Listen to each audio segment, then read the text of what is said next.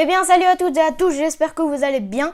Aujourd'hui on se retrouve pour, comme vous l'aurez vu dans le titre, un unboxing de ce clavier gamer. Donc c'est le case Iridium de chez 2G Lab. Et donc on passe tout de suite à la première partie qui est la partie de l'unboxing. Vous êtes prêts? Alors c'est parti! Donc voilà, on se retrouve pour la première partie. Et donc la première partie c'est l'unboxing. Donc on va ouvrir là. Hop.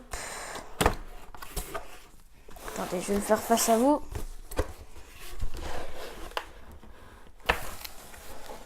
Bon, pour l'instant, ça a tout l'air d'être un clavier normal. Enfin, voilà.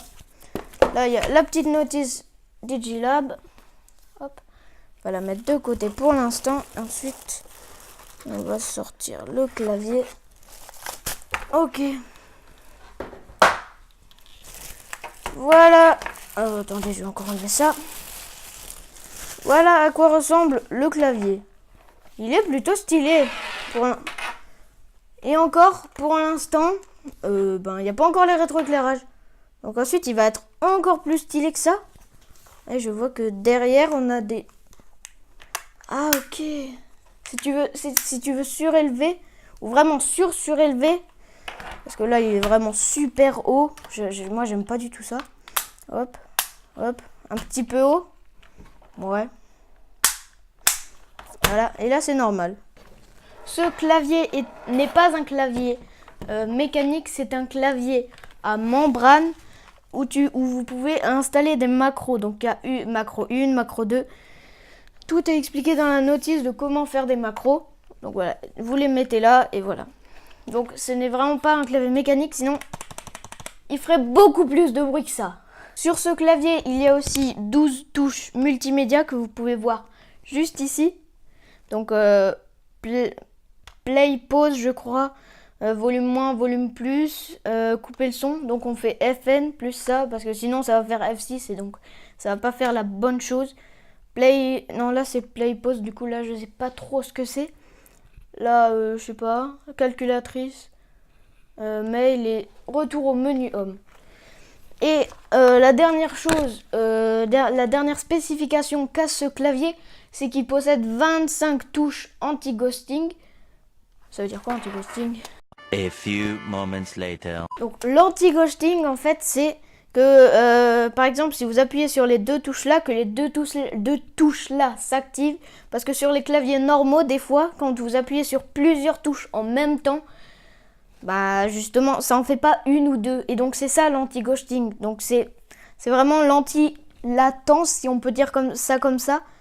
Et donc voilà, c'est vraiment si vous appuyez sur plusieurs touches, et bah toutes les touches seront automatiquement mis dans votre jeu ou sur votre page internet ou là où vous êtes quoi.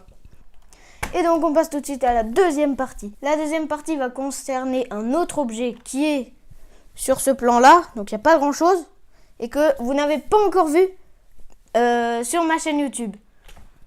Je pense que vous l'aurez parié, on va parler de ma chaise gamer. Donc ma chaise, c'est tout simplement une chaise classique quoi, enfin gamer. La marque c'est Zenez. Il y a un coussin là, enfin voilà. Là, vous voyez, c'est pas en plastique, regarde, c'est en plastique souple parce que j'arrive à enfoncer mon doigt. C'est assez bizarre. Si tu peux monter, descendre, comme toutes les chaises. Là, il y a un petit loquet pour basculer en arrière, mais là j'ai pas envie de le faire parce qu'il y a le mur. Et ensuite, il y a aussi normalement un coussin ici, sauf que moi je l'ai enlevé parce que ça me faisait mal au dos. Donc il est juste là. Voilà, il est là, il se met comme ça, hop, tac. Et là tu peux jouer avec le clavier comme ça. Voilà. Et donc voilà les amis, c'est déjà la fin de cette vidéo. Si elle vous aura plu, vous pouvez lâcher un like, vous abonner à la chaîne YouTube et si vous avez envie, partagez la vidéo. Sur ce, je vous dis à la prochaine. C'était le légendaire. Ciao! Merde. Ciao! Merde. Ciao! Merde. I see you.